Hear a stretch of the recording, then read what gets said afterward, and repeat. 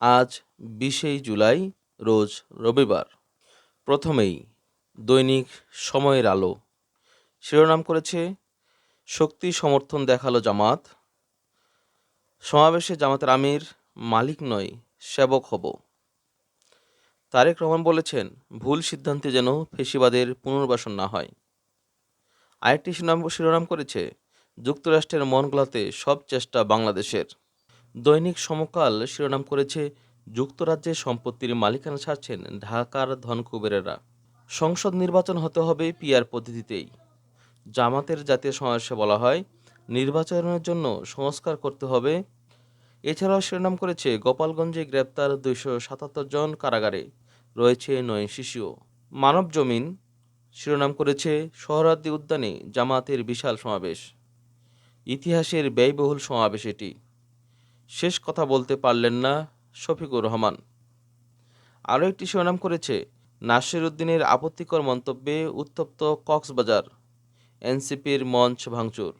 মানবকণ্ঠ শিরোনাম করেছে, অন্তর্বর্তী সরকার গ্রহণযোগ্য নির্বাচন আয়োজন করতে পারবে কিনা প্রশ্ন তারেকের। বাংলাদেশ প্রতিদিন শিরোনাম করেছে, জামাতের বিশাল শোডাউন। তারেক রহমান বলেছেন, ফেসিবাদ পুনর্বাসনের সুযোগ যেন না পায়। সেনাবাহিনীর প্রধান বলেছেন, শৃঙ্খলা মেনে চললে দেশই লাভবান হবে।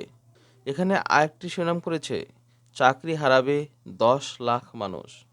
মির্জা ফখরুল ইসলাম বলেছেন, ৭১ ও গণতন্ত্রের বিষয়ে ছাড় নয়। বণিক বার্তা শিরোনাম করেছে, বিশেষ বিবেচনায় বরাদ্দ দেওয়া বিতর্কিতদের প্লট বাতিল করেনি রাজুক। এছাড়াও শিরোনাম করেছে, মিয়ানমার জান্তার বিতর্কিত নির্বাচনে চীনের ছায়া। এদিকে আরেকটি শিরোনাম করেছে, পিআর পদ্ধতিতে নির্বাচন আয়োজনে জোর বক্তাদের। প্রথম আলো শিরোনাম করেছে, সবচেয়ে বেশি মৃত্যু শ্রমজীবীদের। দৈনিক প্রতিদিনের সংবাদ শিরোনাম করেছে, সবাইকে নিয়ে দুর্নীতিমুক্ত বাংলাদেশ গড়ব। দৈনিক নয়া দিগন্তের শিরোনাম করেছে, নতুন ব্যবস্থায় নতুন বাংলাদেশ চাই। সোহরাওয়ার্দী উদ্যানে জামায়াতের জনসমুদ্রে ডাক্তার শফিকুর রহমানের ঘোষণা। দৈনিক যুগান্তর শিরোনাম করেছে, গণহত্যার দৃশ্যমান বিচারের দাবি। সোহরাওয়ার্দী উদ্যানের সমাবেশে জামাতের আমির। দৈনিক জনকণ্ঠ শিরোনাম করেছে, আরেকটি লড়াই হবে দুর্নীতির বিরুদ্ধে। জাতীয় সমাবেশে জামাতের আমির। দৈনিক কালের কণ্ঠ শিরোনাম করেছে, সংকটে নিশ্চল শিল্প বাণিজ্য।